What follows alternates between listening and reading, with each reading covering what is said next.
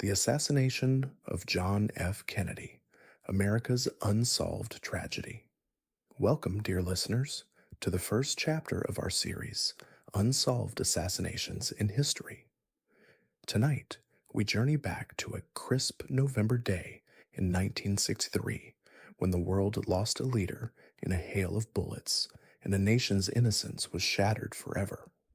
This is the story of the assassination of John F. Kennedy, the 35th President of the United States, an event that has spawned countless theories, investigations, and debates.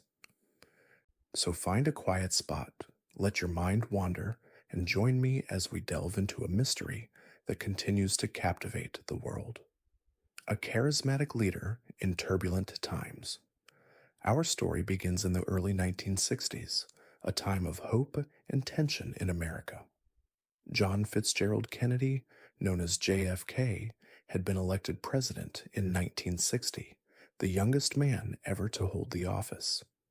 With his glamorous wife Jackie and young children, he represented a new generation, vibrant, optimistic, and ready to lead the nation into a new frontier. Kennedy's inaugural address, with its famous line, "Ask not what your country can do for you, ask what you can do for your country," inspired millions. But beneath the Camelot myth lay a world of shadows. The Cold War raged, with the Cuban Missile Crisis bringing the world to the brink of nuclear war in 1962. Kennedy navigated that crisis with skill, but it left enemies, both foreign and domestic. Kennedy's administration was marked by bold initiatives, the Peace Corps, the space race, and civil rights advances. But he also made powerful foes. Organized crime, which he targeted through his brother Robert, the Attorney General, the CIA, after the Bay of Pigs fiasco, and even elements within his own government who disagreed with his policies on Vietnam and Cuba. As Kennedy prepared for a trip to Texas in November 1963 to shore up support for his re-election, the stage was set for tragedy. But was it fate or something more sinister? The day in Dallas. On November 22, 1963, Kennedy arrived in Dallas, a city known for its conservative politics and hostility toward his administration. The president's motorcade wound through the streets, with JFK and Jackie in an open-top Lincoln Continental, waving to crowds. Governor John Connally and his wife Nellie sat in front. At 12:30 p.m., as the car turned onto Elm Street in Dealey Plaza, shots rang out. 3 bullets were fired, but the first missed. The second struck Kennedy in the back, exiting through his throat, then hitting Connally. The third, fatal shot hit Kennedy in the head, exploding in a spray of blood and brain matter. Chaos erupted. Jackie climbed onto the trunk, reaching for a piece of her husband's skull. The car sped to Parkland Hospital, where Kennedy was pronounced dead at 1:00 p.m. The world was stunned. Vice President Lyndon B. Johnson was sworn in aboard Air Force One, with Jackie, her pink suit stained with blood, by his side. But the questions began immediately. Who fired the shots? From where? And why? The official narrative and the Warren Commission.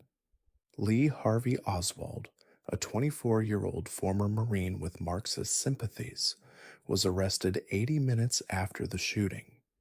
He worked at the Texas School Book Depository, overlooking Dealey Plaza, where a sniper's nest was found on the 6th floor, with a Mannlicher Carcano rifle and 3 spent cartridges.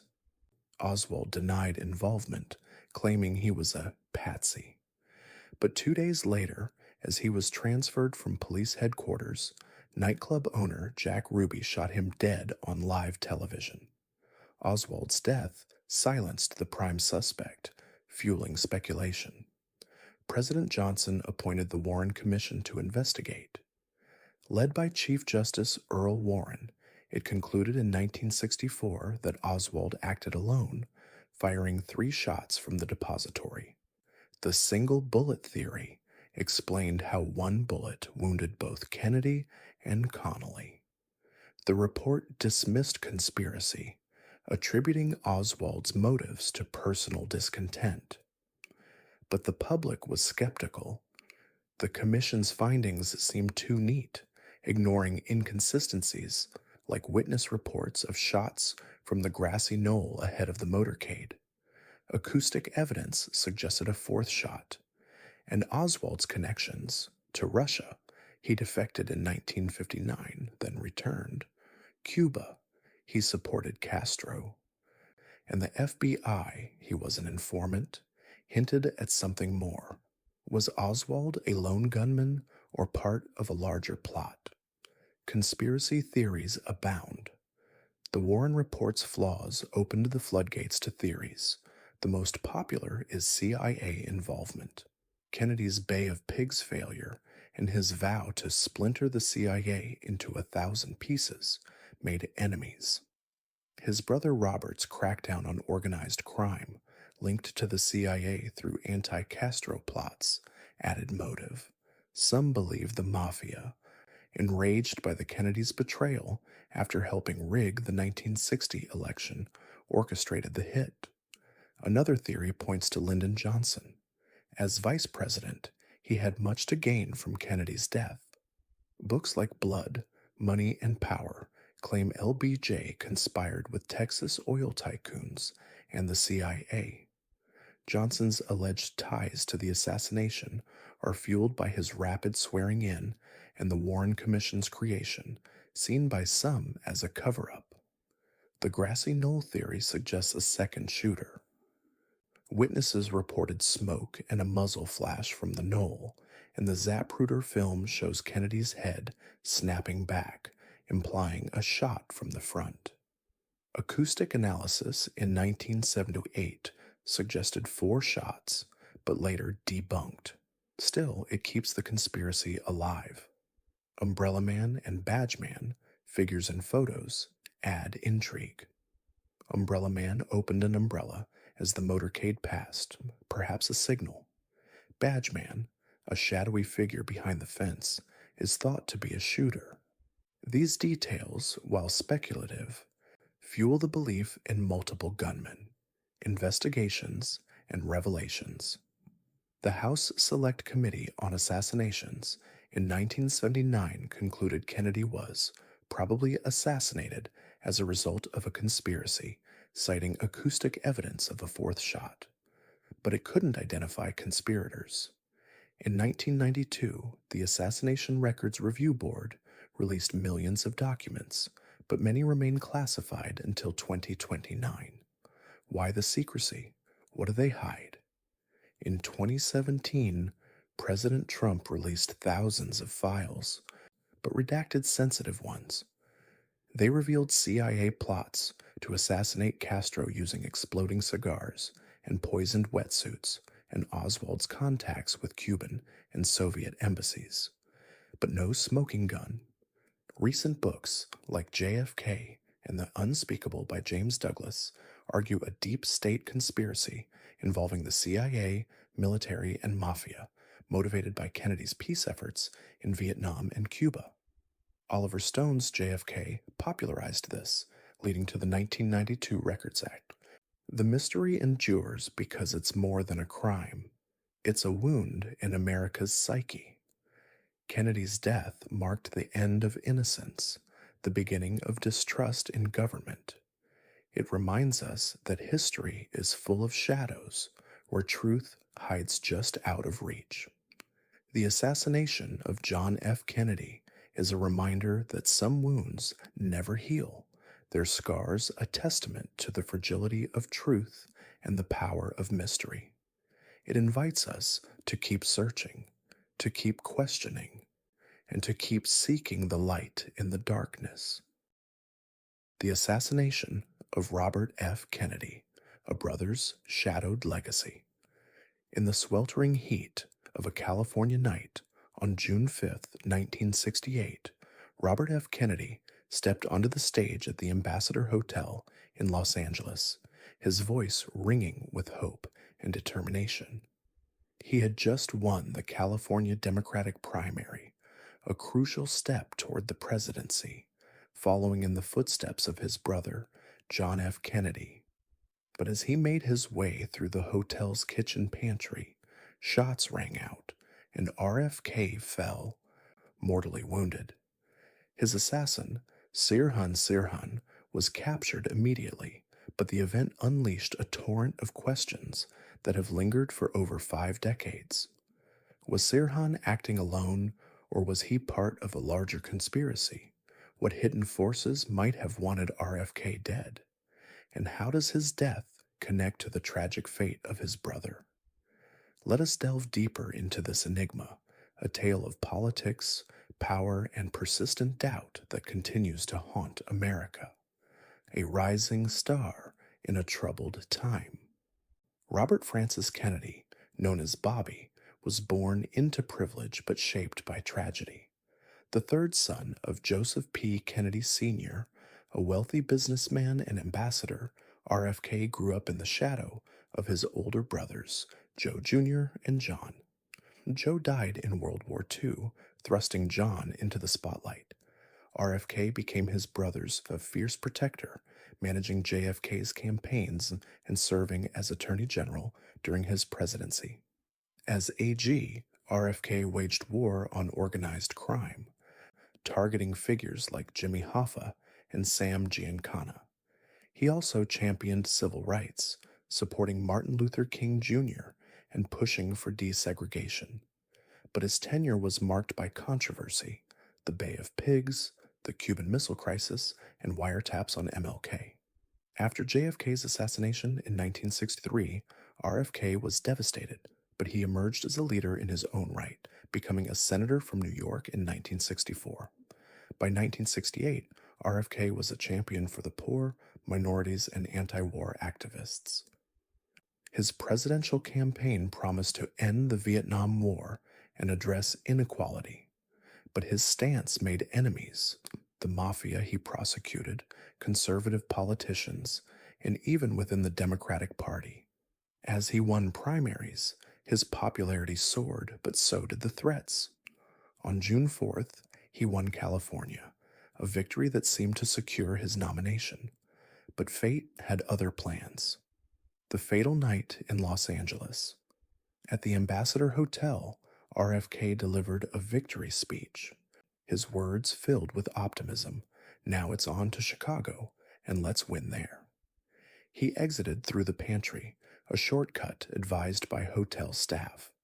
As he shook hands with busboy Juan Romero, shots erupted. Sirhan Sirhan, a 24-year-old Palestinian, fired a .22 caliber revolver, hitting RFK 3 times in the head, neck, and chest. RFK fell, asking, "Is everybody okay?" He died 26 hours later on June 6th at age 42. Sirhan was tackled by bystanders, including Rosie Greer and Rayford Johnson. He claimed no memory of the act, saying he was hypnotized or brainwashed. Sirhan's motives? He hated RFK's support for Israel, especially after the Six-Day War. But was he alone? The LAPD concluded yes, but doubts lingered. The pantry was crowded, over 70 people, but witness accounts conflicted. Some heard 13 shots, but Sirhan's gun held 8. Bullet trajectories suggested multiple shooters. The fatal head wound came from behind at point-blank range, but Sirhan was in front. Security guard Thane Eugene Caesar, behind RFK, owned a .22 revolver but claimed he didn't fire it. Caesar's gun was never tested, and he died in 2019, taking secrets to his grave. Autopsy by Thomas Noguchi confirmed the shots came from behind, inconsistent with Sirhan's position.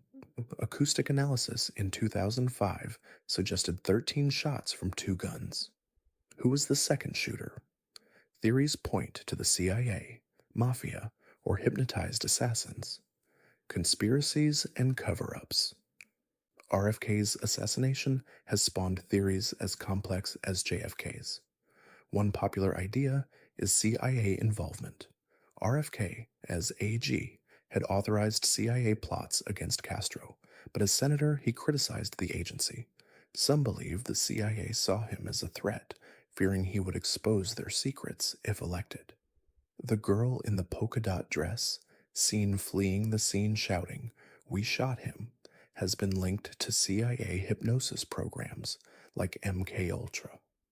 The mafia theory ties to RFK's crackdown on organized crime. Hoffa, imprisoned by RFK, allegedly celebrated his death. Sirhan's connections to horse racing, a mob front, add suspicion. Was Sirhan a patsy manipulated by the mob? The Manchurian candidate theory suggests Sirhan was hypnotized. His notebooks contained repetitive phrases like, "RFK must die," and he claimed amnesia. Hypnosis experts have demonstrated he was highly suggestible. Who hypnotized him? The CIA, the mob, or someone else? The LAPD's investigation has been criticized for mishandling evidence. Bullets were lost, the pantry demolished before full analysis. Sirhan's gun held 8 bullets, but some claim more shots were fired. In 2018, RFK Jr. met Sirhan in prison, believing he was innocent, calling for a new investigation. Those theories keep the mystery alive, a reminder that some truths may never surface. A family's tragedy and a nation's loss. RFK's death was a devastating blow to the Kennedy family and America. Coming just 2 months after Martin Luther King's assassination, it deepened national despair. RFK was seen as a bridge between races, a champion for the poor. His funeral train from New York to Washington was lined by 2 million mourners, a testament to his impact. The assassination's legacy is one of lost potential. RFK might have ended the Vietnam War sooner or advanced civil rights more boldly. Instead, Richard Nixon won the 1968 election, prolonging the war and ushering in Watergate.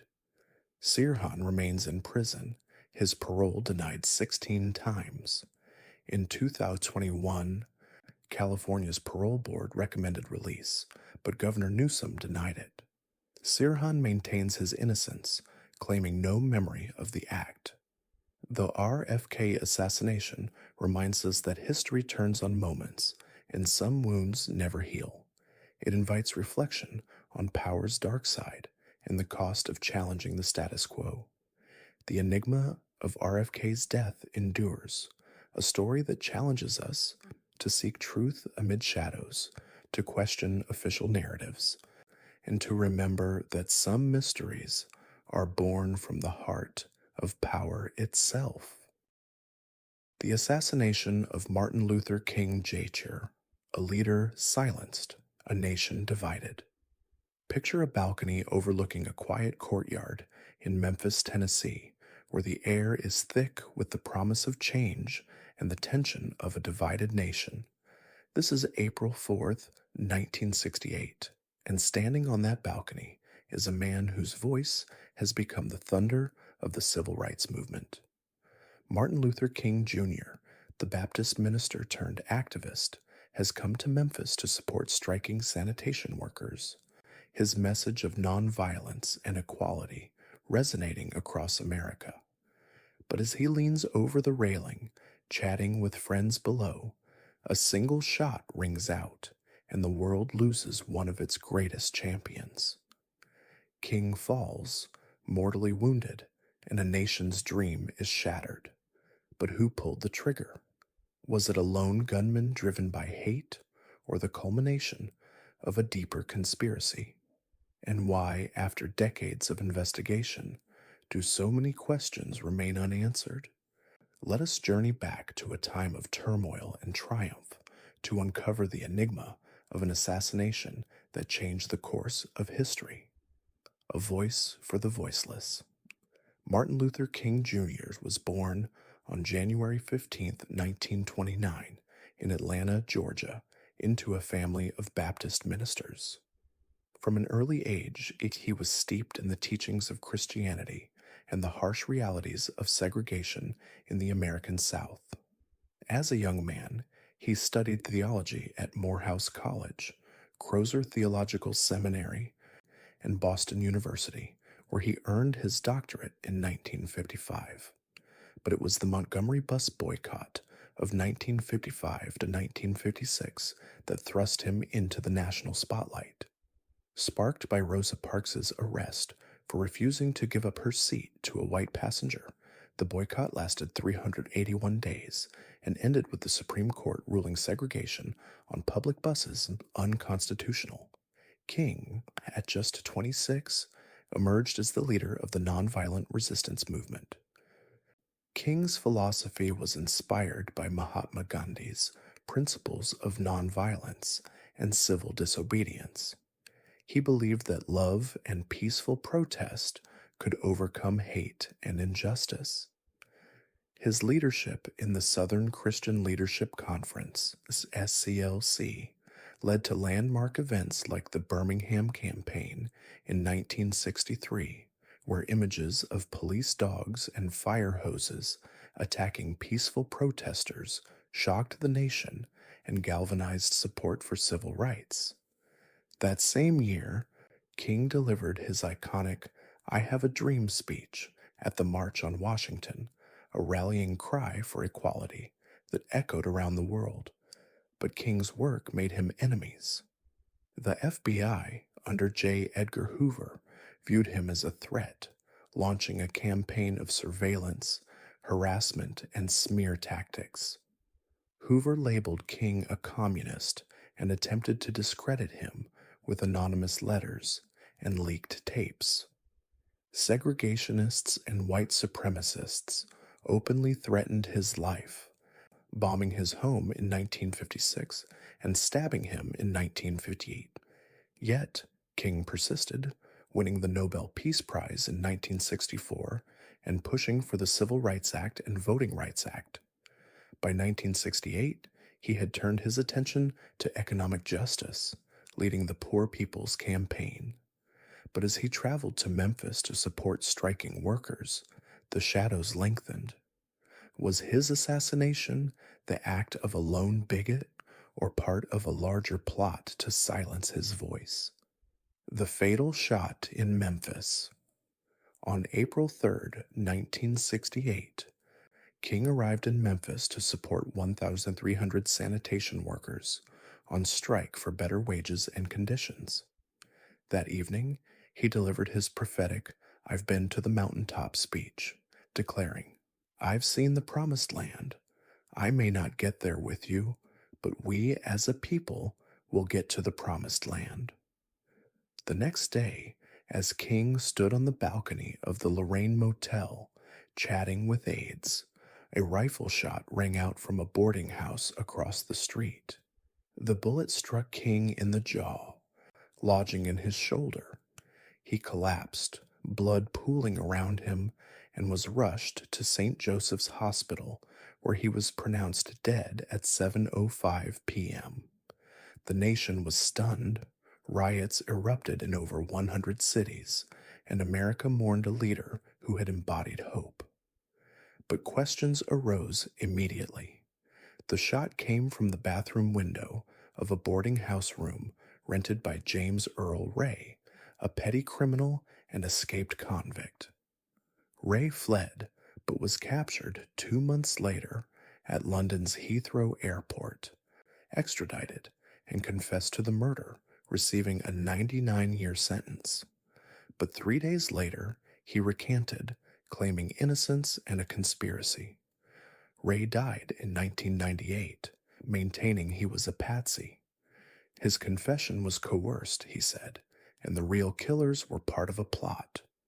The official narrative that Ray, a racist, acted alone has been challenged ever since. The rifle found with his fingerprints had only one clear print, and ballistics tests were inconclusive. Witnesses reported seeing a man in a white Mustang fleeing the scene, but Ray's car was found abandoned nearby.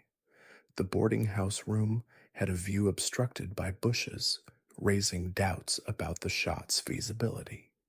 The conspiracy theories. The King family's doubt fueled conspiracy theories. In 1999, they won a civil suit against Lloyd Jowers, a Memphis restaurant owner who claimed involvement in a plot with the mafia and government. The jury found a conspiracy, but the U.S. Justice Department dismissed it as baseless. Why the family's persistence? Coretta Scott King believed her husband was killed for opposing Vietnam and fighting poverty, threats to the establishment. The FBI's COINTELPRO program targeted King with surveillance, blackmail, and disinformation.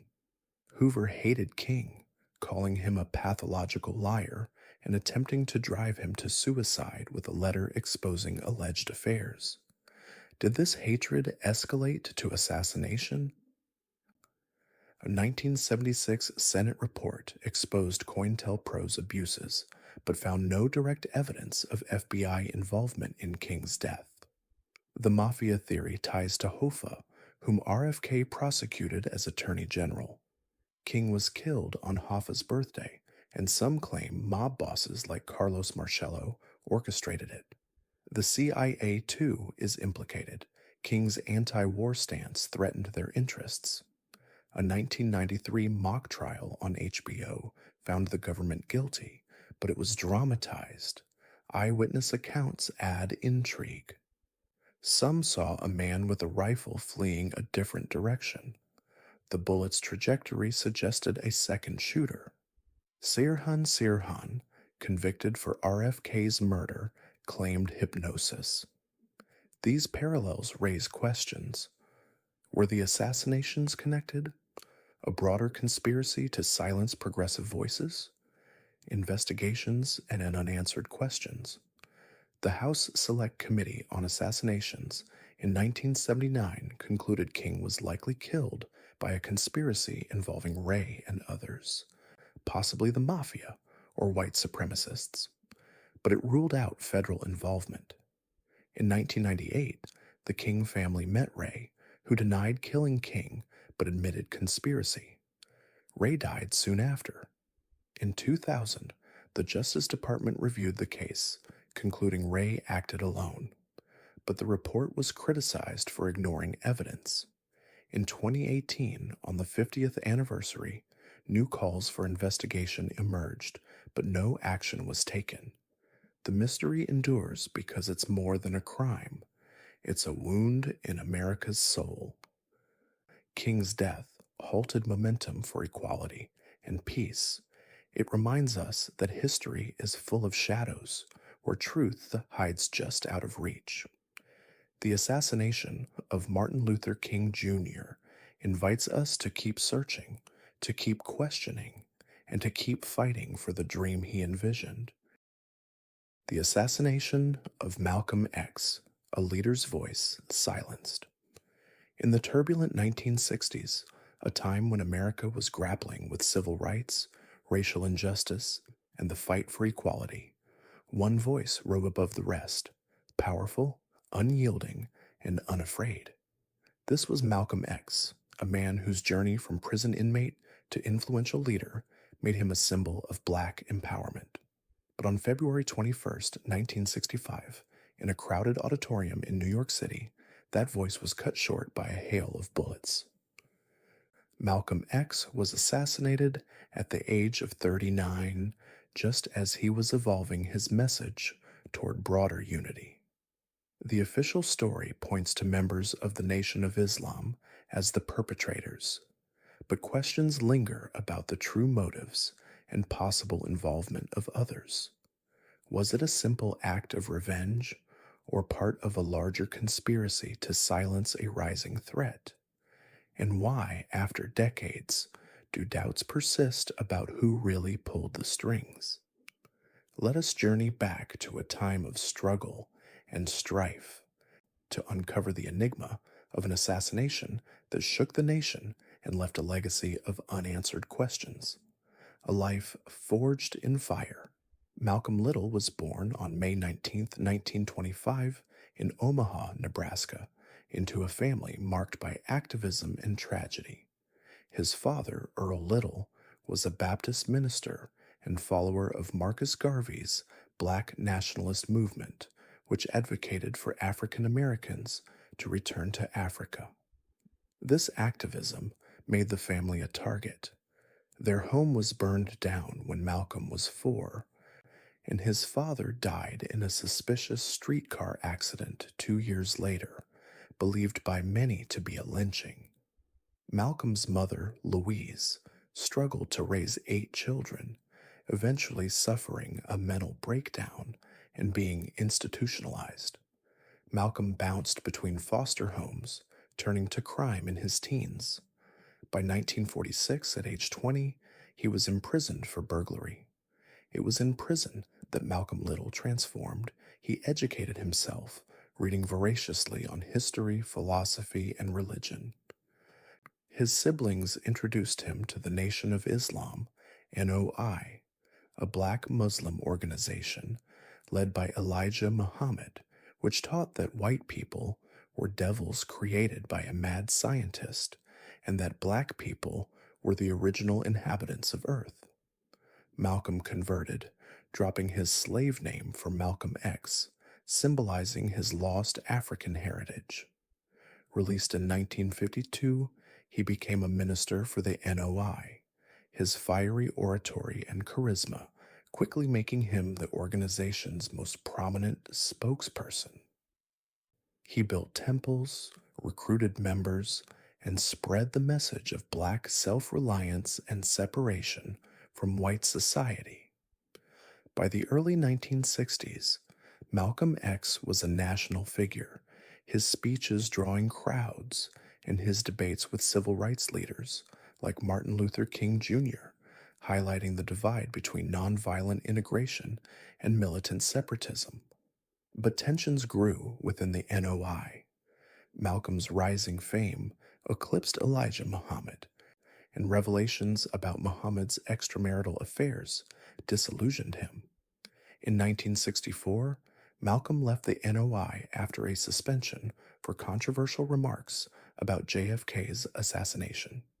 He converted to Sunni Islam during a pilgrimage to Mecca, where he experienced racial harmony that changed his views.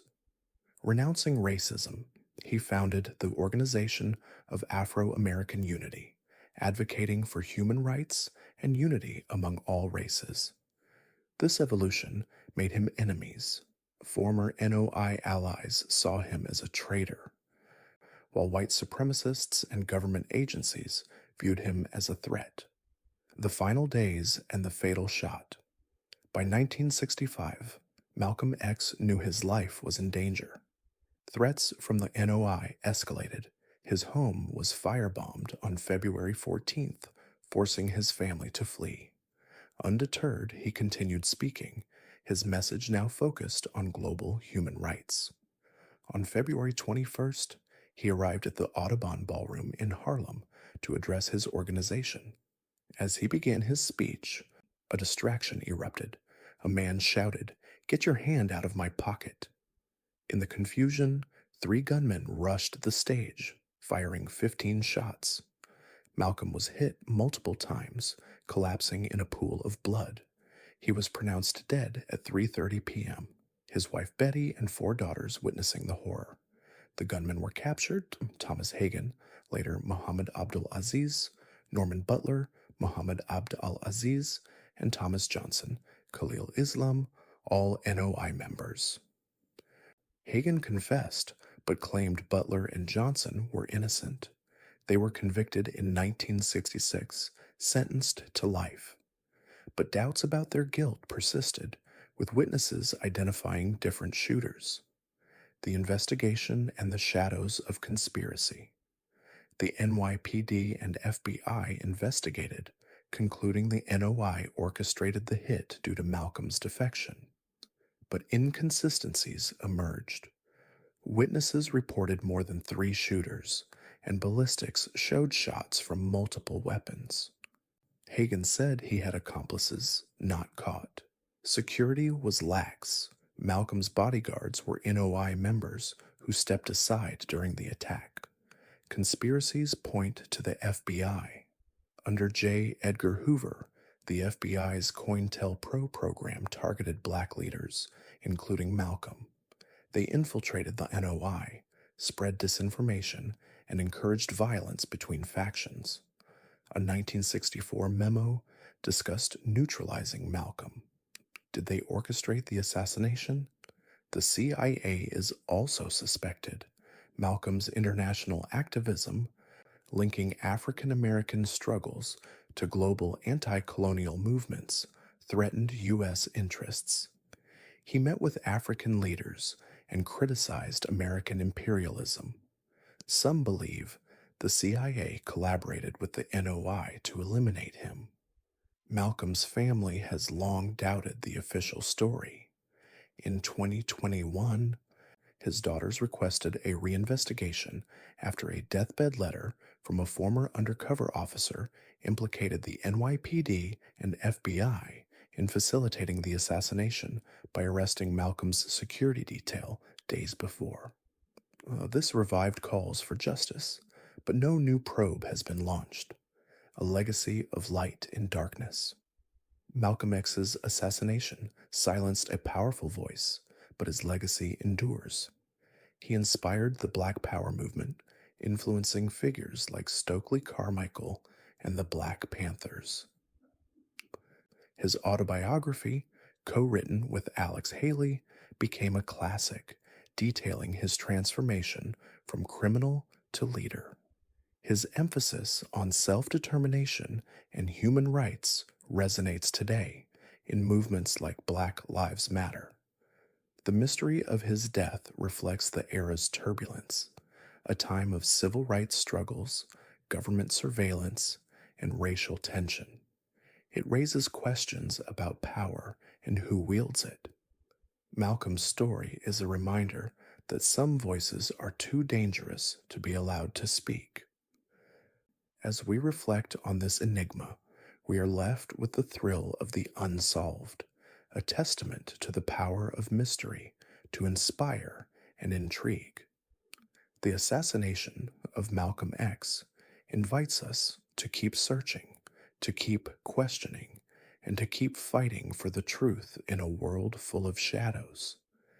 The enigma of Malcolm X's death endures, a story that challenges us to confront the darkness in our history and to seek the light of justice. The assassination of Olof Palme, Sweden's unsolved nightmare. Picture a quiet street in Stockholm on a cold February night in 1986. The Swedish Prime Minister, Olof Palme, walks arm in arm with his wife Lisbeth after a movie, without bodyguards, enjoying a rare moment of normalcy. Suddenly, a single shot rings out from behind, and Palme falls, mortally wounded. His assassin flees into the darkness, leaving a nation in shock and a mystery that has endured for decades. This is the story of Olof Palme's assassination, a crime that shattered Sweden's sense of security and spawned endless theories about who pulled the trigger. Palme was a champion of social democracy, a vocal critic of apartheid and U.S. foreign policy, but his death remains unsolved, with questions lingering about motives, accomplices, and possible conspiracies. Who wanted Palme dead? Was it a lone gunman or part of a larger plot? And why, after years of investigation, does justice still elude his family? Let us journey back to a time of political passion and peril to uncover a mystery that continues to haunt Sweden. A leader who challenged the world. Olof Palme was born on January 30th, 1927, into a wealthy family in Stockholm. From an early age, he showed a keen intellect and a passion for social justice. He studied law at the University of Stockholm and later at Kenyon College in Ohio, where he was exposed to American civil rights issues. Returning to Sweden, he joined the Social Democratic Party and quickly rose through the ranks, becoming prime minister in 1969 at age 42. Palme's tenure was marked by bold reforms, expanding welfare, promoting gender equality, and advocating for nuclear disarmament. Internationally, he was a vocal critic of the Vietnam War, apartheid in South Africa, and U.S. interventions in Latin America. His 1972 Christmas speech condemning U.S. bombing in Hanoi compared it to Nazi atrocities, straining relations with Washington. Palme also supported Palestinian rights and Third World liberation movements, making enemies in powerful circles. By 1986, Palme was serving his second term as prime minister, but his outspokenness had created adversaries. Right-wing groups in Sweden resented his socialist policies, while his anti-apartheid stance drew threats from South African agents. The Cold War's tensions added layers. Some suspected Soviet involvement, others CIA plots to silence a critic. Palme's decision to walk without bodyguards reflected Sweden's open society, but it also made him vulnerable. As he and Lisbeth left the Grand Cinema on February 28, 1986, after watching The Brothers Mozart, no one could have predicted the tragedy about to unfold. The fatal night and the immediate aftermath. It was a Friday evening, and the Palmes had dismissed their bodyguards for privacy. After the movie, they strolled down Sveavägen, Stockholm's main street. At 11:21 p.m., near the intersection with Tunnelgatan, a man approached from behind, fired 2 shots from a .357 Magnum revolver, and fled up the steps to Tunnelgatan, disappearing into the night. The first bullet struck Palme in the back, severing his spinal cord. The second grazed Lisbeth. Palme fell face down, and a bystander, taxi driver Leif Ljungqvist, rushed to help. Palme was rushed to Sabbatsberg Hospital, where doctors worked frantically, but he was pronounced dead at 12:06 a.m. on March 1st. Sweden was stunned. Assassinations were unheard of in this peaceful nation. The police response was immediate but flawed. The crime scene was not secured promptly, allowing crowds to trample evidence. Witnesses gave conflicting descriptions of the shooter, a man in a dark coat, perhaps with a cap. Over 10,000 people were interviewed, but leads fizzled. The bullets were recovered, but the gun was never found. 3 weeks later, Christer Pettersson, a petty criminal with a history of violence, was identified by Lisbeth in a lineup. Pettersson had a grudge against Palme's policies and was known for antisocial behavior. He was convicted in 1989 based on Lisbeth's testimony, but acquitted on appeal in 1990 due to lack of corroborating evidence. Pettersson died in 2004, maintaining his innocence, theories, and conspiracies. The official narrative, that Pettersson acted alone, has been challenged by numerous theories. One prominent idea involves the South African Secret Service. Palme was a fierce critic of apartheid, supporting the ANC and imposing sanctions. In 1996, South African Colonel Eugen de Kock claimed his government orchestrated the hit with Swedish police complicity. A 1997 tip named a South African agent as the shooter, but investigations stalled. Another theory points to the PKK, the Kurdish separatist group. Palme's government labeled them terrorists, denying asylum to Kurds. A PKK defector claimed they planned the assassination, but evidence was weak. The CIA or U.S. right-wing groups are also suspected. Palme's neutrality in the Cold War and criticism of U.S. policy in Vietnam and Central America made him enemies. A 1987 Swedish investigation explored this but found no proof. Domestic conspiracies abound. Right-wing Swedish police, resentful of Palme's reforms, may have been involved. The police track theory suggests officers at the scene delayed response, allowing the killer to escape. In 1986, a man named Victor Gunnarsson was arrested but released. He was later murdered in the U.S., adding intrigue. The most compelling evidence came in 2020 when Swedish prosecutors named Stig Engström, the Skandiaman, as the likely killer. Engström was at the scene, gave conflicting statements, and matched witness descriptions. But Engström committed suicide in 2000, closing the case without trial. Many doubt this conclusion, believing it ignores larger conspiracies, a nation's wound and a world's wonder. Palme's assassination left Sweden reeling. Riots erupted, and the nation mourned a leader who embodied social democracy. His funeral drew hundreds of thousands, a testament to his impact. Palme's legacy endures. Sweden's welfare state, nuclear disarmament efforts, and international solidarity reflect his vision. But the unsolved nature of his death has left a scar. Investigations cost millions, yet justice remains elusive. In 2020, the case was closed, but Palme's family and many Swedes feel it was premature.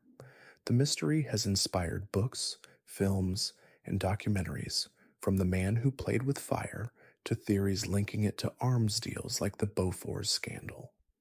The assassination of Olof Palme is a reminder that even in peaceful nations, darkness can strike. It invites reflection on power, politics, and the fragility of life. And as we ponder this enigma, we are left with the thrill of the unsolved, a testament to the power of mystery to endure.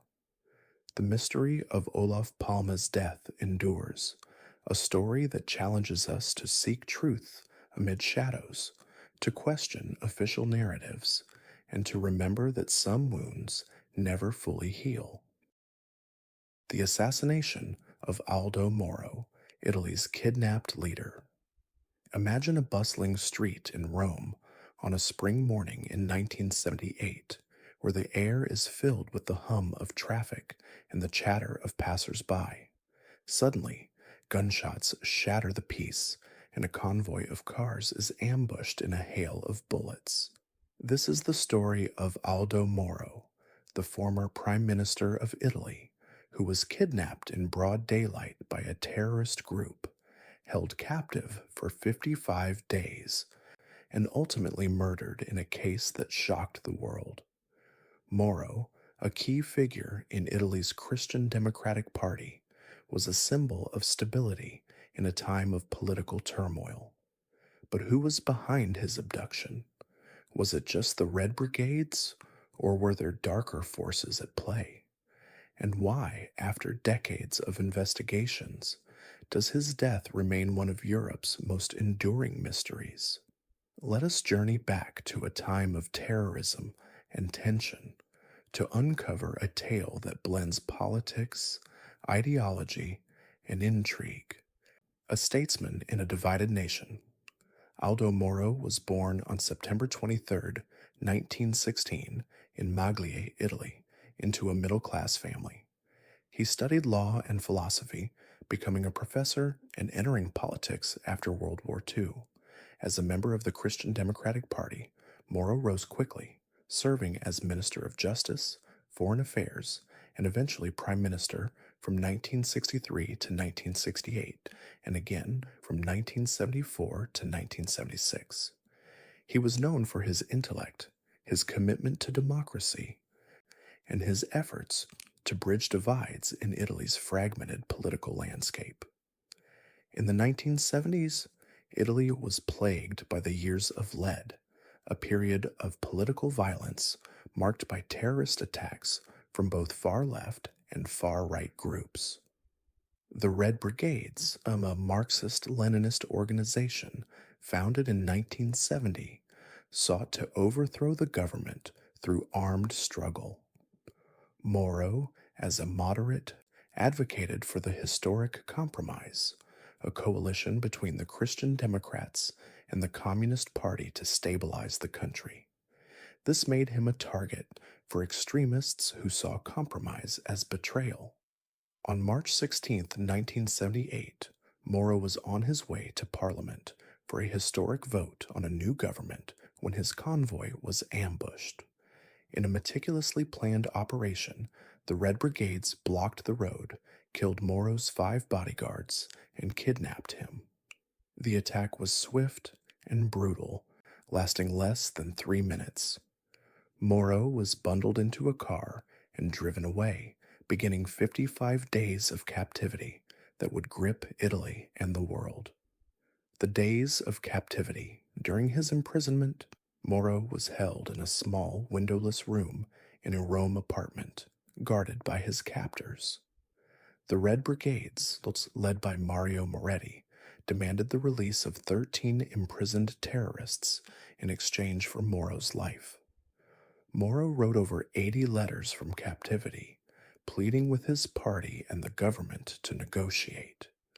His messages were poignant, revealing a man grappling with betrayal by his political allies who refused to bargain with terrorists. The Italian government, led by Prime Minister Giulio Andreotti, adopted a hardline stance, refusing to negotiate. This decision was controversial, with some believing it was necessary to deter future terrorism, while others saw it as a cold calculation to eliminate a political rival. Moro's letters grew increasingly desperate, accusing his party of abandoning him. In one, he wrote, "My blood will be on your hands." The Red Brigades released photos of Moro holding newspapers to prove he was alive, heightening the drama. As the days dragged on, negotiations stalled. The brigades extended deadlines, but the government held firm. On May 9, 1978, Moro's body was found in the trunk of a red Renault 4 in Via Caetani, Rome, a location symbolically midway between the headquarters of the Christian Democrats and the Communists. He had been shot 11 times. The nation mourned, but questions immediately arose. Why did the government refuse to save him? And was there more to the brigade's motives? The Red Brigades and their ideology. The Red Brigades were a left-wing terrorist group aiming to create a revolutionary state through armed struggle. They viewed Moro as a symbol of the imperialist state and his historic compromise as a betrayal of the working class. But the group's internal dynamics were complex. Moretti later claimed the decision to kill Moro was unanimous, but some members expressed regret. The trial of the brigade's leaders in 1979 resulted in life sentences for many, but doubts about the full truth persisted. Moro's letters suggested he believed there were external forces influencing the government's refusal to negotiate. He alluded to Gladio, a secret NATO stay-behind network designed to counter communist invasions, which some believe manipulated events to prevent a left-leaning government. Conspiracies and cover-ups. The assassination has spawned numerous conspiracy theories. One prominent idea is that the CIA or NATO orchestrated the kidnapping to prevent the historic compromise, fearing a communist influence in Italy. The U.S. was deeply involved in Italian politics during the Cold War, supporting anti-communist forces. Declassified documents show U.S. officials were concerned about Moro's policies. Another theory involves the Italian Secret Services and the P2 Masonic Lodge, a shadowy organization with ties to the government, mafia, and CIA. P2's leader, Lizio Gelli, allegedly influenced the non-negotiation policy. In 1984, a Brigadas member claimed the group was manipulated by external forces, but this was never substantiated. The parallel negotiations theory suggests back-channel talks occurred but were sabotaged.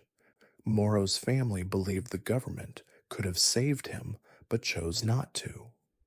In 2014, a parliamentary commission concluded there were lapses in security and possible involvement of foreign intelligence, but no definitive proof. These theories keep the mystery alive, a reminder that history is often more complex than it appears. A legacy of light in darkness. Aldo Moro's death marked a turning point in Italy's years of lead. It galvanized public opinion against terrorism, leading to the eventual decline of the Red Brigades. Moro's writings from captivity, published posthumously, offer profound insights into politics, faith, and human nature. He remains a symbol of integrity and sacrifice. The unsolved aspects of his assassination continue to haunt Italy, a wound that refuses to heal. Investigations have been reopened multiple times, but justice remains elusive. Moro's story is a cautionary tale of the dangers of extremism and the fragility of democracy. The enigma of Aldo Moro's assassination invites us to reflect on the power of ideas and the cost of conviction. It challenges us to seek truth amid shadows, to question official narratives, and to remember that some mysteries are born from the heart of power. The mystery of Aldo Moro endures, a story that reminds us that history is full of unanswered questions, waiting for those brave enough to ask them. The assassination of Benigno Aquino Jr. The shot that sparked a revolution. Imagine a tense airport tarmac in Manila, where the air is thick with anticipation and fear.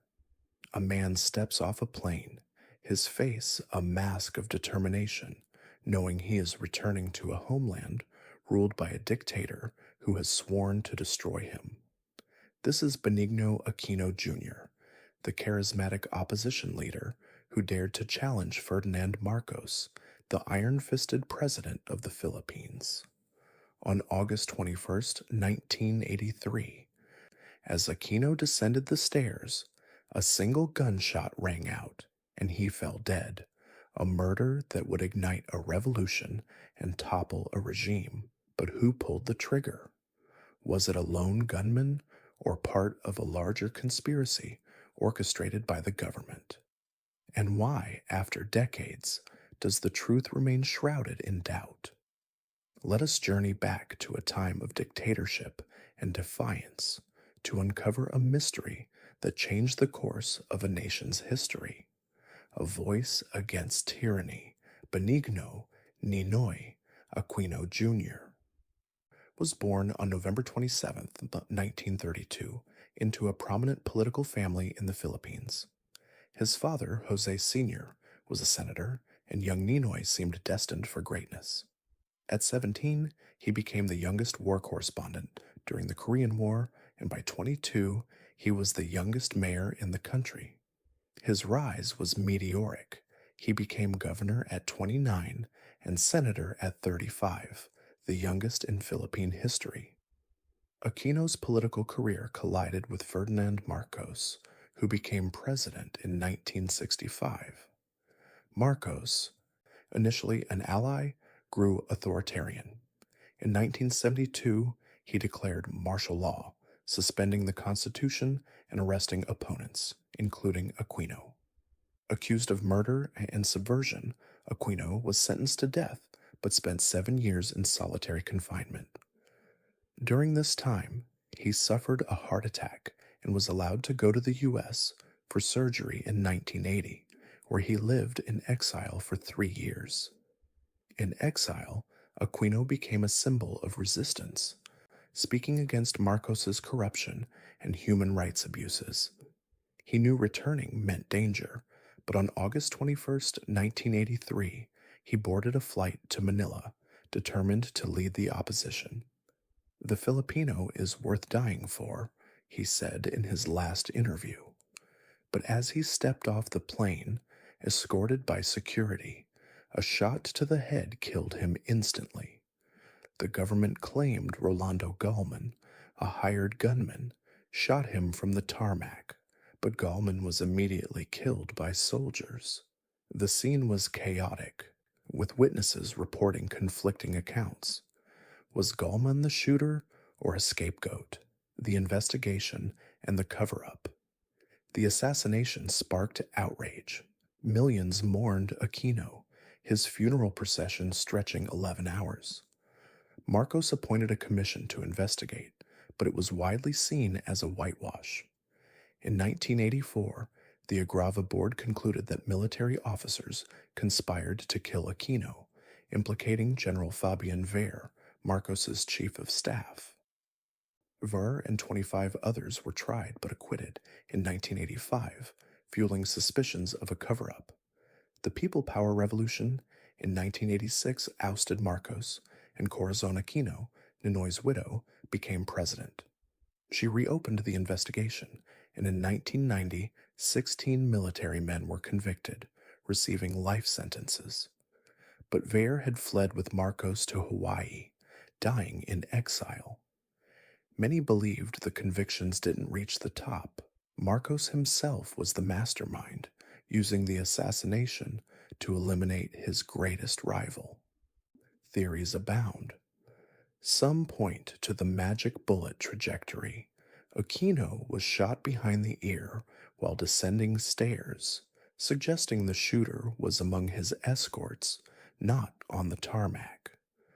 Audio recordings from the plane captured gunshots and shouts, contradicting the official story. Witnesses, including Japanese journalists, reported seeing soldiers shoot Aquino. Why the discrepancies? Was it a military plot sanctioned by Marcos to prevent Aquino's return from galvanizing opposition? Conspiracies and hidden hands.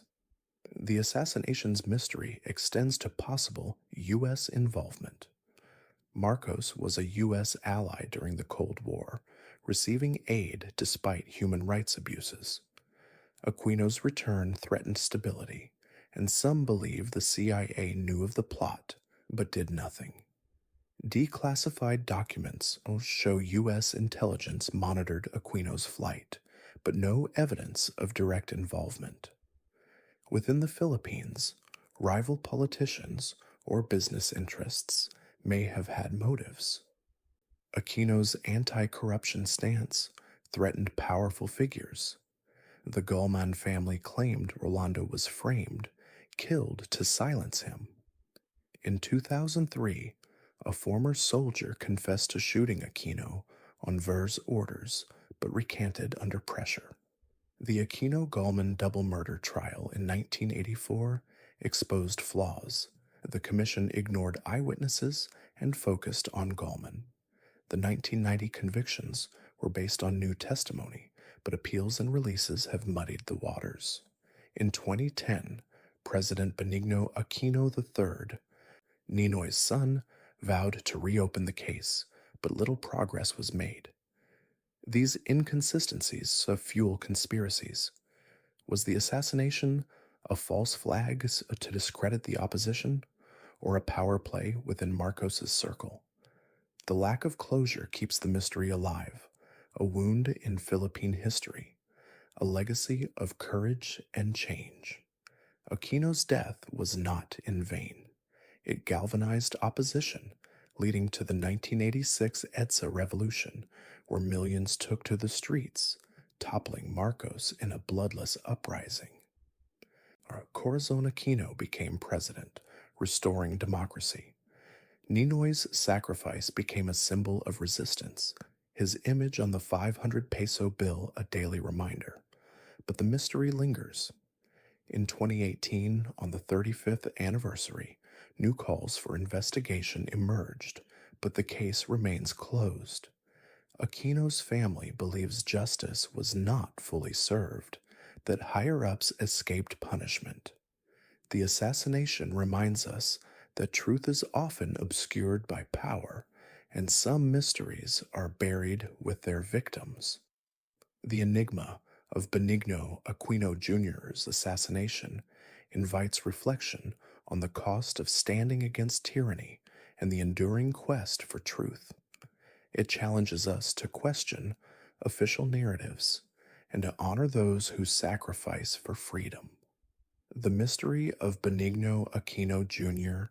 endures, a story that reminds us that history is full of unanswered questions, waiting for those brave enough to ask them. The assassination of Rajiv Gandhi, India's tragic loss. In the sweltering heat of a May evening in 1991, a crowd gathered in the small town of Sriperumbudur, Tamil Nadu, to hear the former Prime Minister of India speak. Rajiv Gandhi, charismatic and youthful, stepped onto the stage, his smile lighting up the faces of his supporters.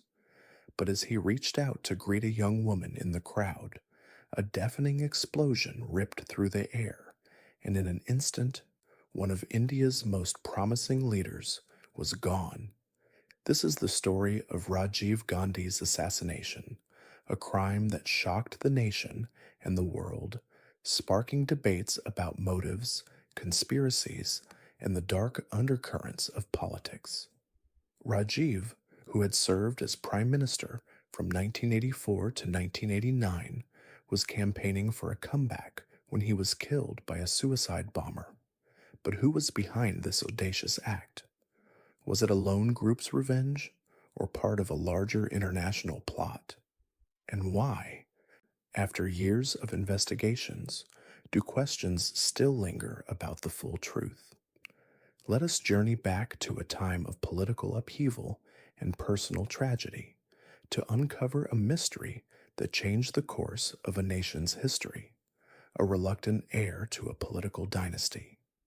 Rajiv Gandhi was born on August 20th, 1944, into India's most prominent political family. His grandfather, Jawaharlal Nehru, was India's first prime minister, and his mother, Indira Gandhi, would later hold the same office. Rajiv, however, had no early interest in politics. He pursued a career as a pilot, training in the UK and working for Indian Airlines. He married Sonia Mino, an Italian student he met in Cambridge, and they had 2 children, Rahul and Priyanka. Rajiv's life was one of quiet domesticity, far from the corridors of power. But tragedy thrust him into the spotlight. In 1980, his younger brother Sanjay, Indira's political heir, died in a plane crash. Indira, devastated, turned to Rajiv, persuading him to enter politics. He won a by-election in 1981 and became a key advisor to his mother. When Indira was assassinated by her Sikh bodyguards on October 31st, 1984, in retaliation for Operation Blue Star, Rajiv was sworn in as Prime Minister the same day. At 40, he was India's youngest leader, bringing a fresh, modern vision to the nation. Rajiv's tenure was marked by bold reforms. He liberalized the economy, introduced computers to government offices, and pushed for technological advancement. He also negotiated peace accords in Punjab and Assam, and sent Indian troops to Sri Lanka in 1987 to enforce a peace agreement between the government and Tamil militants. But these decisions would have unforeseen consequences. The fatal campaign trail. By 1989, Rajiv's popularity had waned. Scandals, including the Bofors arms deal allegations, eroded public trust, and his Congress party lost the election. He became leader of the opposition, but in 1991, he launched a comeback campaign. The assassination of Rajiv Gandhi occurred during this election tour. On May 21st, 1991, Rajiv arrived in Sriperumbudur for a rally. As he walked through the crowd, greeting supporters, a young woman approached him with a garland. Her name was Thenmoji Rajaratnam, also known as Danu, a member of the Liberation Tigers of Tamil Eelam, LTTE, a Sri Lankan Tamil militant group. As she bent to touch his feet, she detonated a belt bomb, killing Rajiv, herself, and 14 others instantly. The explosion was devastating, scattering body parts and creating chaos. The LTTE claimed responsibility, citing revenge for Rajiv's decision to send the Indian Peacekeeping Force, IPKF, to Sri Lanka in 1987. The IPKF was meant to enforce a peace accord, but became embroiled in conflict with the LTTE, leading to accusations of atrocities. Rajiv withdrew the troops in 1990, but the grudge remained. The LTTE, led by Velupillai Prabhakaran, saw Rajiv as a threat to their cause. But was the LTTE acting alone? The assassination's precision, Danu had infiltrated the crowd despite security, raised suspicions. How did she get so close? And why did security fail? The investigation and the trial. The Indian government launched a massive investigation, forming a Special Investigation Team, SIT, under the Central Bureau of Investigation, CBI. They quickly linked the attack to the LTTE, arresting suspects and uncovering the plot. The assassination was planned by LTTE intelligence chief Potu Aman, with Sivarasan as the on-ground leader. The plot involved 26 conspirators, including suicide bombers and support staff. In 1998, a court convicted 26 people, sentencing them to death. But in 1999, the Supreme Court commuted most sentences, upholding death for only 4. In 2014, the court commuted those too, citing delays. But in 2022, the court released the remaining convicts, including Nalini Sriharan, sparking controversy. The investigation revealed LTTE's motive, but left questions. How did they infiltrate India so effectively? And was there local support? Some allege involvement of Indian politicians or intelligence failures, but no evidence supports this. Conspiracies and lingering doubts. The assassination has spawned theories. One suggests CIA involvement, claiming Rajiv's nuclear policy or Soviet ties threatened U.S. interests. But no evidence supports this. Another implicates Indian rivals, like Prabhakaran's fear of Rajiv's return to power. The LTTE denied involvement initially, but later admitted it. Security lapses raised suspicions. Rajiv had reduced his protection, but on that day, local police failed to screen the crowd properly. The woman who introduced Danu was a Congress worker, suggesting infiltration. The CBI investigated, but found no broader conspiracy. Rajiv's family, including Sonia Gandhi, has forgiven the killers, but many believe justice was incomplete. The assassination's timing during elections altered India's political landscape, leading to instability and violence. The mystery of Rajiv Gandhi's assassination endures, a reminder that history is full of unanswered questions, waiting for those brave enough to seek the truth. The enigma of Rajiv Gandhi's death invites us to reflect on the fragility of leadership and the darkness that can lurk in the pursuit of power. The assassination of Yitzhak Rabin, Israel's tragic turning point. Imagine a crowded square in Tel Aviv, filled with thousands of people waving banners for peace, their voices united in hope for a better future. This is November 4th, 1995, and on the stage stands Yitzhak Rabin, the Prime Minister of Israel, a man who has dedicated his life to his country's security, but now seeks a path to reconciliation with its neighbors. As the rally ends and Rabin descends the stairs, a single gunshot echoes through the night, followed by 2 more and the leader falls, mortally wounded. This is the story of Yitzhak Rabin's assassination, a crime that shocked the world and plunged Israel into grief and suspicion. Rabin, a war hero turned peacemaker, was killed at the height of his efforts to end decades of conflict. But who was behind the trigger? Was it a lone extremist or part of a larger conspiracy? And why, after years of investigation, do doubts still linger about the full truth? Let us journey back to a time of fragile peace and festering divisions to uncover a mystery that continues to haunt a nation, a soldier's path to peace. Yitzhak Rabin was born on March 1st, 1922, in Jerusalem, into a family of Zionist pioneers. From a young age, he was shaped by the struggle for Jewish independence in British Mandate Palestine. He joined the Palmach, the elite fighting force of the Haganah, at 19 and quickly rose through the ranks. During the 1948 Arab-Israeli War, he commanded the defense of Jerusalem, earning a reputation as a brilliant tactician. In the 1950s and 1960s, as Chief of Staff of the Israel Defense Forces, he led Israel to victory in the 1967 Six-Day War, capturing the West Bank, Gaza, Sinai, and Golan Heights in a stunning campaign. Rabin's military success propelled him into politics. He served as ambassador to the United States from 1968 to 1973, strengthening ties with Washington. In 1974, he became Israel's fifth prime minister, the first native-born leader.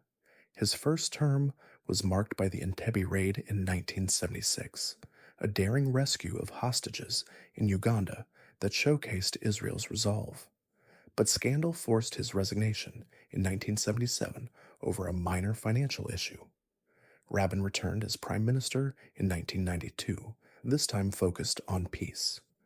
The Oslo Accords, signed in 1993 with Yasser Arafat, marked a historic breakthrough, granting limited Palestinian self-rule in exchange for recognition of Israel. Rabin, Arafat, and Shimon Peres shared the 1994 Nobel Peace Prize. But peace came at a price. Right-wing Israelis, viewing the accords as betrayal, demonized Rabin as a traitor. Protests turned violent, with posters depicting him in Nazi uniform or Arafat's keffiyeh. Religious leaders issued veiled threats, and the atmosphere grew toxic. Rabin, aware of the danger, refused body armor, saying, "I will not let them dictate how I live." But as the peace process advanced, the threats intensified. Who among the extremists would act on their hatred, the fatal rally, and the gunman's motive? On November 4th, 1995, over 100,000 Israelis gathered in Tel Aviv's Kings of Israel Square for a rally supporting the peace process. Rabin, alongside Peres and other leaders, spoke passionately about the need for reconciliation. As the event ended with the singing of Shir LaShalom, Song for Peace, Rabin folded the lyrics into his pocket, a gesture that would become symbolic, as the blood-stained paper later showed the bullet pierced it, but not his heart. As Rabin descended the stairs to his car, a 25-year-old law student named Yigal Amir approached from behind. Amir, a right-wing extremist opposed to the Oslo Accords, fired 3 shots from a Beretta pistol. The first hit Rabin in the back, the second grazed his arm, and the third missed, hitting a bodyguard. Rabin collapsed and was rushed to Ichlov Hospital, where he was pronounced dead at 11:02 p.m. from blood loss and a punctured lung. Amir was immediately subdued by security. When asked why he did it, he replied, "I acted alone on God's orders, and I have no regrets." Amir, a religious Zionist, believed the Accords violated Jewish law by ceding land promised to the Jews. He saw Rabin as a traitor deserving death under the Din Rodef. a Jewish legal concept allowing the killing of someone pursuing another to harm them. Amir had stalked Rabin for months, waiting for his moment. But was he truly alone or part of a wider conspiracy? The investigation and immediate aftermath. The Israeli police and Shin Bet launched an immediate investigation. Amir confessed, insisting he acted alone, but doubts emerged. How did he breach security? Witnesses reported a man shouting blanks after the shots, perhaps to confuse guards. Amir's brother Haggai and friend Dror Adani were arrested for helping modify the bullets to be more lethal. They were convicted but claimed no broader plot. The Shamgar Commission, appointed to probe the assassination, concluded in 1996 that security failures allowed the attack, criticizing Shin Bet for inadequate protection. It found no evidence of a larger conspiracy, but noted incitement from right-wing groups. Rabin's family, however, believed there was more, pointing to inflammatory rhetoric from politicians like Benjamin Netanyahu, who had marched behind a coffin labeled Rabin at protests. The assassination plunged Israel into mourning. Over 1 million people attended his funeral, including leaders from 80 countries. President Bill Clinton's eulogy ended with shalom, shaver, goodbye, friend, a phrase that became a symbol of loss. But the peace process Rabin championed faltered, with violence escalating in the Second Intifada. Conspiracies and lingering doubts. The official narrative that Amir acted alone has been challenged by conspiracy theories. Some believe Shin Bet was involved, perhaps in a sting operation gone wrong, where an agent was to shoot blanks to test security, but live rounds were used. Avishai Raviv, a Shin Bet agent codenamed Champagne, infiltrated right-wing groups and allegedly encouraged Amir. Raviv was tried for failing to report the plot, but acquitted. Others point to a second shooter. Acoustic analysis and witness statements suggest more than 3 shots. A video shows a man in the crowd with a gun, but it's unclear.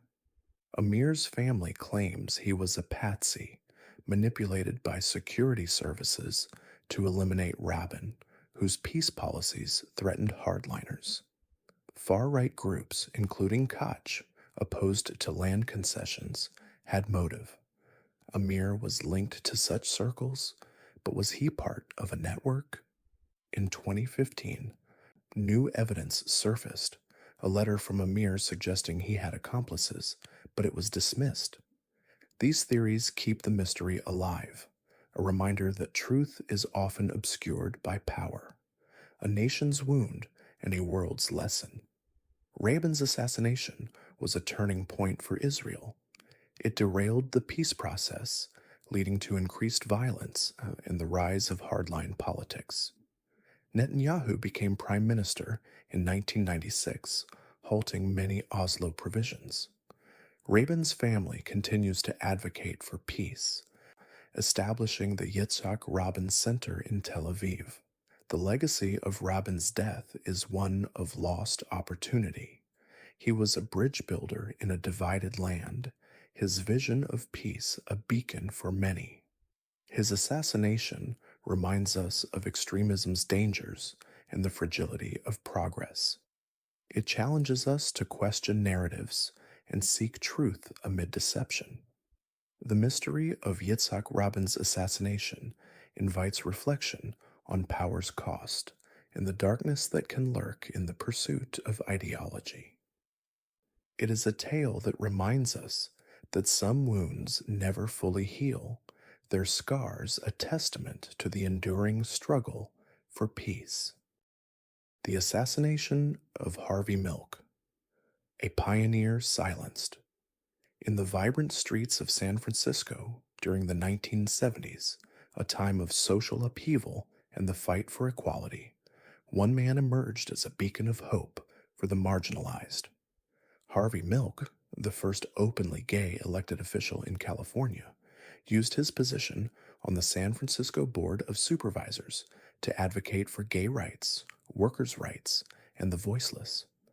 But on November 27, 1978, in the corridors of City Hall, that voice was abruptly cut short by a hail of bullets.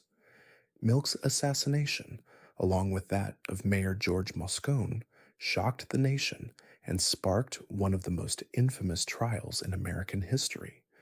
But who was behind the trigger? Was it an act of personal grudge or something more sinister? And why does the case continue to raise questions about justice and motive after all these years? Let us journey back to a time of progress and peril to uncover a story that blends triumph, tragedy, and lingering doubt. A trailblazer in a hostile world.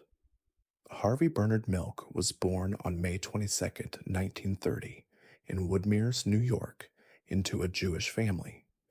From an early age, he showed a flair for performance and a sharp wit, but he also learned to hide his sexuality in a society that viewed homosexuality as a crime and a sickness. Milk served in the U.S. Navy during the Korean War, but was discharged under less than honorable conditions due to his sexual orientation, a common practice at the time. After the Navy, Milk drifted through various jobs, on Wall Street, in theater production, before settling in San Francisco in 1972. The city's Castro district was becoming a haven for the gay community, and Milk opened a camera shop there, Castro Camera, which became a hub for activism. Milk's entry into politics was driven by his frustration with discrimination against gays and small businesses. He ran for the Board of Supervisors 3 times before winning in 1977, becoming the first openly gay elected official in California. As a supervisor, Milk fought for gay rights, passing the city's Gay Rights Ordinance in 1978, which prohibited discrimination based on sexual orientation. He also advocated for affordable housing, public transportation, and child care. Milk's charisma and passion made him a national figure, but his openness about his sexuality also made him a target. He received death threats regularly and even recorded a message to be played in the event of his assassination, naming potential successors and urging the gay community to continue the fight. Milk's alliance with Mayor George Moscone was crucial. Moscone, a progressive leader, supported Milk's initiatives and appointed gays to city commissions. But this alliance drew the ire of conservative supervisors like Dan White, a former policeman and firefighter who represented a more traditional district. White, elected on a platform of family values and law and order, clashed with Milk over issues like gay rights and development. On November 10, 1978, White resigned from the board, citing financial pressures, but he soon changed his mind and asked Moscone to reappoint him. Moscone, influenced by Milk and others, refused, planning to appoint a more liberal supervisor. This decision sealed their fates. What drove White to such extremes? Was it political frustration, personal demons, or something more? The fatal morning at City Hall. On November 27, 1978, Dan White arrived at City Hall armed with a .38 revolver and extra ammunition. He avoided metal detectors by entering through a basement window. White first went to Moscone's office, where he begged for reappointment. When Moscone refused, White shot him 4 times, killing him instantly. White then reloaded and headed to Milk's office. He called Milk in, and as they talked, White pulled out his gun and shot Milk 5 times, the final shot to the head at close range, to ensure death. White fled, but turned himself in shortly after, confessing to the crimes. His trial began in May 1979. White's defense team argued diminished capacity due to depression, exacerbated by junk food consumption, the infamous Twinkie defense. Psychiatrists testified that White's diet of sugary snacks contributed to his mental state. The jury, swayed by this argument and White's image as an all-American boy, convicted him of voluntary manslaughter rather than murder. He was sentenced to 7 years and 8 months. The verdict sparked outrage. That night, thousands gathered in the Castro, leading to the White Night riots. Protesters stormed City Hall, setting police cars ablaze. Police retaliated, raiding gay bars and beating patrons. The riots highlighted tensions between the gay community and law enforcement. White served 5 years at Soledad Prison and was paroled in 1984. He returned to San Francisco but committed suicide on October 21, 1985, by carbon monoxide poisoning in his garage. In a taped confession played at his trial, White said, "I didn't want to hurt anyone," but expressed no remorse for killing Milk. Controversies and conspiracies. While White confessed, questions about motive and possible accomplices persist. White claimed the killings were not premeditated, but he reloaded after shooting Moscone and targeted Milk specifically.